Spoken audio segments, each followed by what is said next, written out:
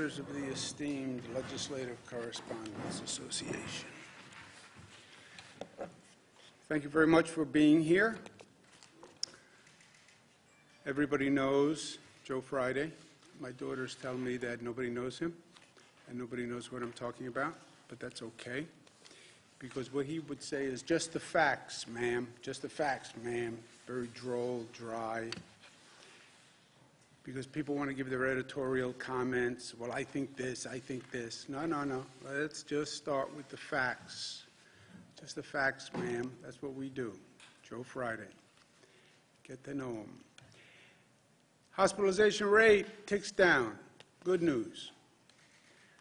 Net change down. That's good news. Intubations down. That's good news.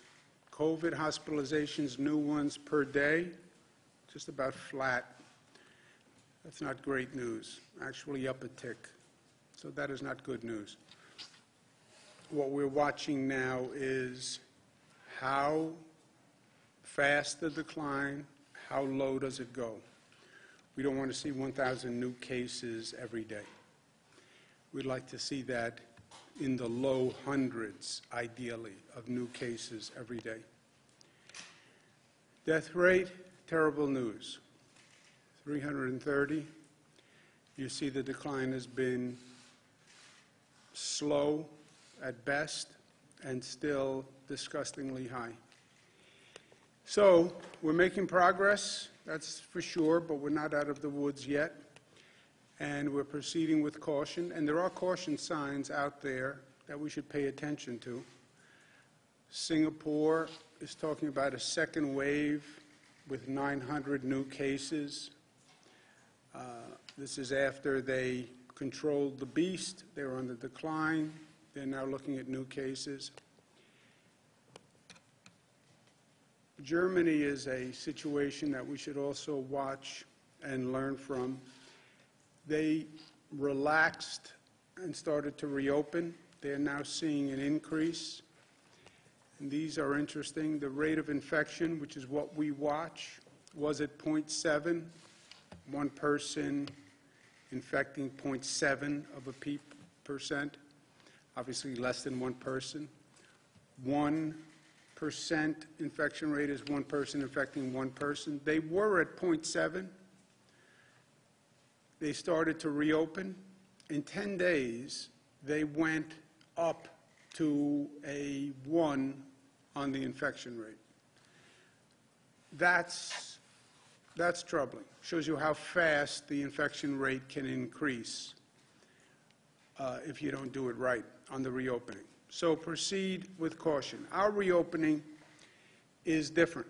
We don't have a conceptual plan. We don't have an abstract plan, because there is no conceptual plan. There is no abstract plan. You have to have a plan that is based on facts, based on specifics. This is not about politics. This is not about spin. This is not about emotion. There are no conspiracy theories at work here. We outlined a 12-step plan that is factual, that is based on numbers, based on data, and then it has a numerical circuit breaker that is not subject to personal emotion or desire, but just checks and monitors that infection rate that we just saw in Germany and is watching for those increases. And if there's an increase, circuit breaker stops the reopening at that point. Some of the specifics we're looking at: you must have 30% of your hospital beds available. We can't go back to where we were, where we overwhelmed the hospital system. We have to have a 30% buffer. We have to have 30% of ICU beds. We have to have that buffer before we start bumping up against total capacity. And we have to watch the hospitalization rate and the diagnostic testing rate, how many are positive, how many are negative, which we'll take on a continuous basis. You see that number start going up, worry. But it's all based on the data and the numbers. I'm sorry. And the rate of transmission, RT, rate of transmission, not road and track, rate of transmission has to be 1.1 or less. We just said Germany is at 0.1. Because the 1.1, that is textbook outbreak. So watch the numbers and watch the transmission rate.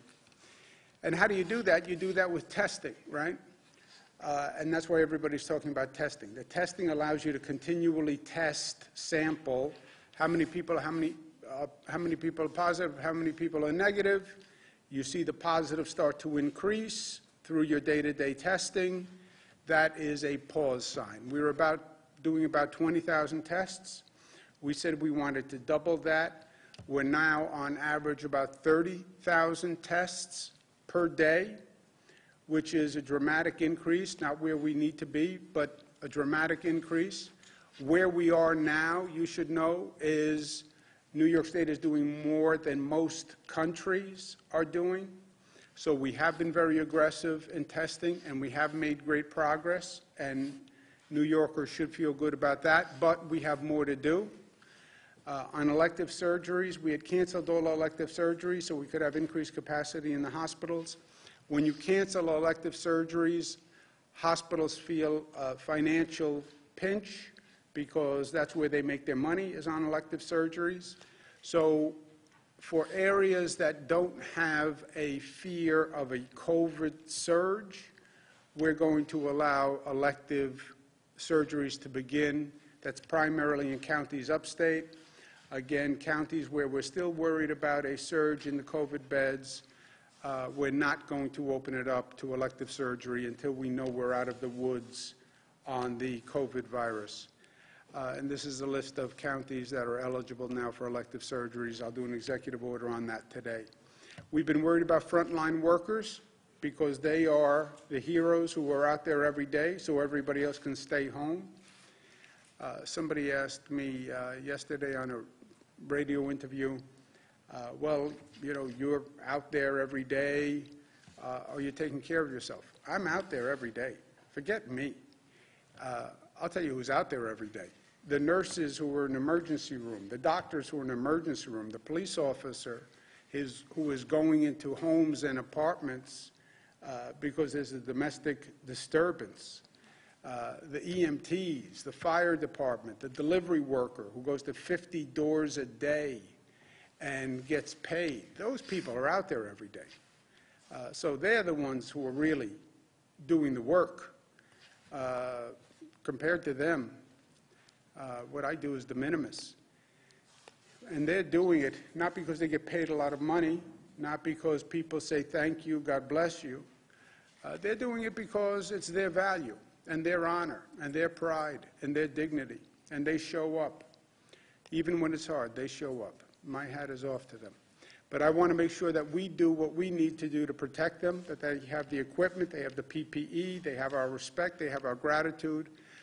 And I also want to make sure we're testing so we get them the results of tests so they can be taking care of themselves.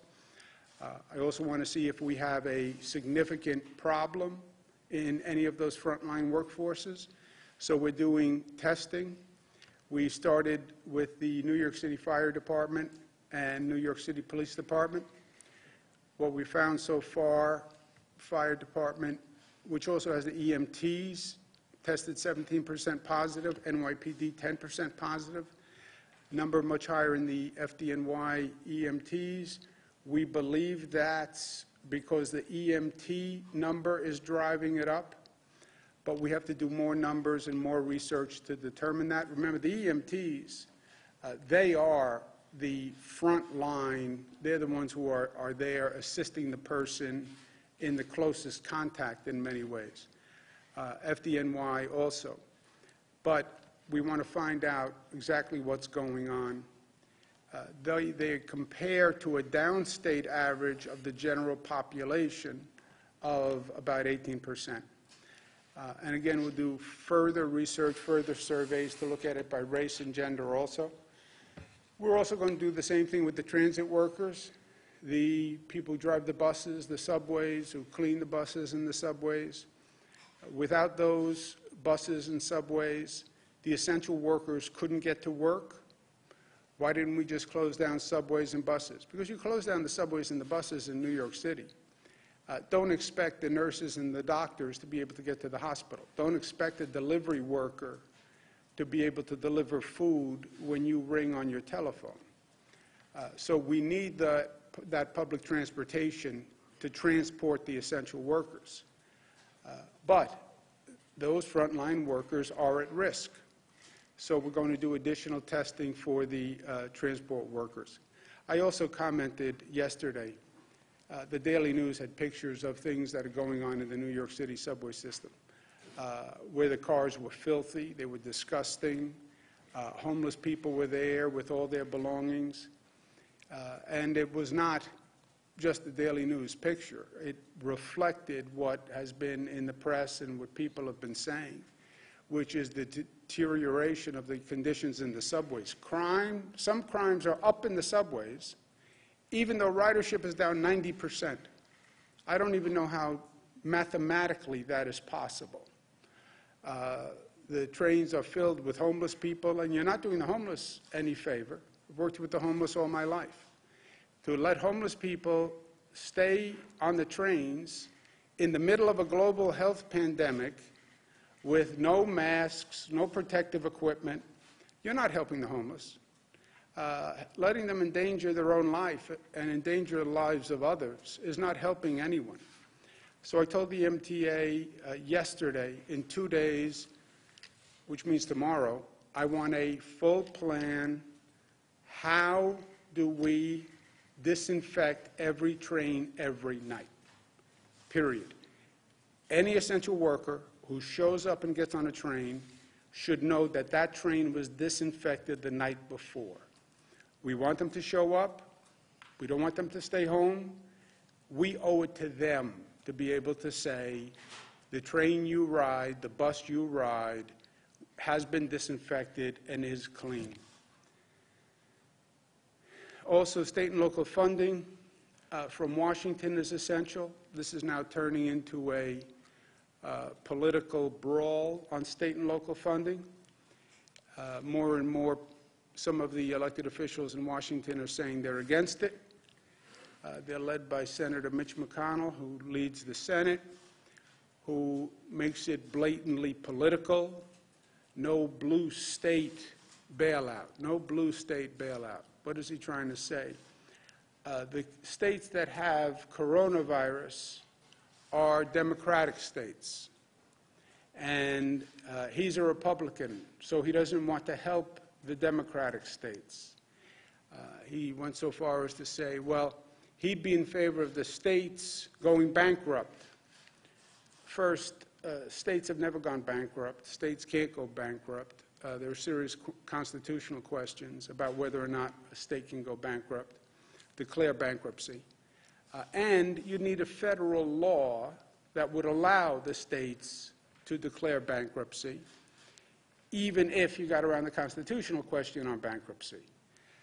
So if he believed that, if it wasn't just political rhetoric and personal vitriol, then pass a law that allows states to declare bankruptcy. He would have to do that. And I dare him to do that and get that bill signed by the president. So, but to make it partisan is what is most disturbing. And you can see they're now rallying the partisan troops. Senator Scott from Florida says we're supposed to bail them out. We versus them. We're supposed to bail them out. It's we and it's them. That's not right. Who is we and who is them? Who is we and who is them? Them, the people who had coronavirus. They are the ones who had the coronavirus. We, without the virus, are supposed to bail out those people who have the virus. What an ugly sentiment. First of all, on the facts, it's not even close to right. And why they would even want to go down this road when the facts damn everything they're saying. And there are still facts. I know it's hard to communicate facts in this environment.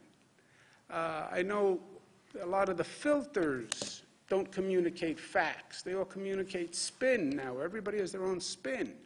But there are still facts that are not political theater, right? New York State bails them out every year. They're not bailing us out. We bail them out every year. New York State pays $29 billion into that federal pot, $29 billion more every year that we never get back. Our state contribution into the federal pot, the United States of America pot, every year we put in $29 billion more than we take out. On the other hand, they take out every year $37 billion more than they pay to the federal government. Senator Mitch McConnell,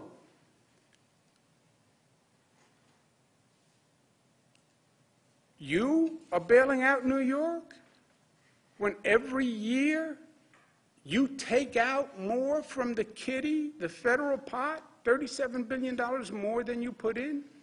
Who is bailing out whom? Senator Scott, Florida? You're going to bail us out? You take out $30 billion more every year than you pay in. How dare they? How dare they when those are the facts? How long are you going to play the American people and assume they're stupid? They are not. And they can add. And they know facts. And I don't care what the news media tries to do to distort these facts. They are numbers. And they are facts. And they can't be distorted. And this is every year. And look, what this is really about, it's the Washington doublespeak. You look at the bills that they want to pass and who they want to help.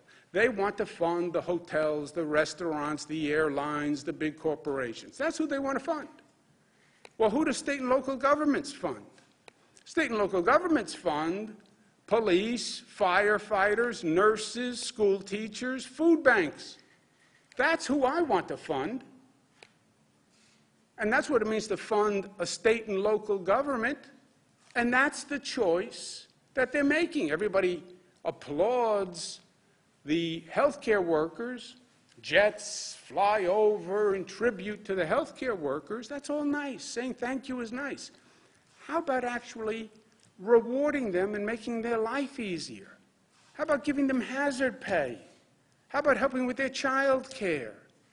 How about helping families who can't feed their kids right now? How about helping the police and helping the firefighters and all the people who are out there right now killing themselves to make life easier for us? That's what this is really about. They want to fund corporate America. That's who puts money in their pockets. And I say, let's fund working Americans. That's the choice. Bail out, us, them. No, it's just theater. It's just smoke and mirrors to avoid the American people seeing the reality, which is whose pocket they want to put money in versus whose pocket state and local governments want to fund. The reason it is so disturbing to me, I'm not surprised by anything in politics. I've seen the good, the bad, and the ugly for many, many years. I was in Washington for 8 years. I know what it's like. But if there was ever a time that one could reasonably believe you could put aside partisan politics, if there was ever going to be a moment where we could say, you know what, let's stop, just for one moment, the partisanship, the ugliness, the anger, the deception. Let's just stop for one moment. If there was going to be a one moment to hit the pause button, the moment would be now. You have human suffering. You have people dying. You can't stop the politics, even in this moment? Even in this moment, when people are dying all across the country, you still want to play your politics? That's what this is about. And that's why it is so disturbing on a fundamental level. Politics. I'm getting up and I'm reading that death toll number. I'm speaking to the widows and the brothers and the sisters and the children of people who died. And then we're going to play politics with funding that's necessary to save people's lives? I mean, when does it stop? And the disconnect is between the political leadership and the people. Because the American people, it's not them. They are principled, they are kind, they are better than what they are getting. The American instinct is to help each other in crisis. The American instinct is to be good neighbors. The American instinct was the farmer who sent me the one mask to help a New Yorker when he only had 5 masks and a wife with 1 lung and underlying illness. And he sends 1 of his 5 masks to New York. Think about that generosity, that charity, that spirit. That's America. Why? Because we're good neighbors, because we care about one another. America was when I said we need help in our emergency rooms and hospitals, and 95,000 nurses and doctors from across the nation said, we will come to New York to help. We'll come into the emergency room. We'll come into the hospital. I understand it's COVID. I'll leave my family and I'll come to help yours. That's America. That's who we are. And that's who we have shown ourselves to be in the middle of this crisis. The crisis brings out the best and the worst. Yes. And the best of America is beautiful. And that's what we've seen. Because yes, we are tough. Yes, we are smart. Yes, we're disciplined. Yes, we're united. Yes, we're loving. Loving. Because we are Americans. And that's who we are and how we are as Americans.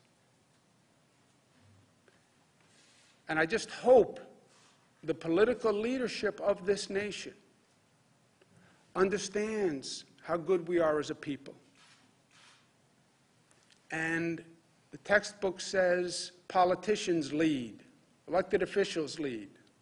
No, sometimes the people lead, and the politicians follow. And that's where we are today. Follow the American people. Look at what they're doing. Look at how they're reacting. And politicians, try to be half as good as the American people. I want to show you a self-portrait that was done by American people. This is a self-portrait of America. Okay?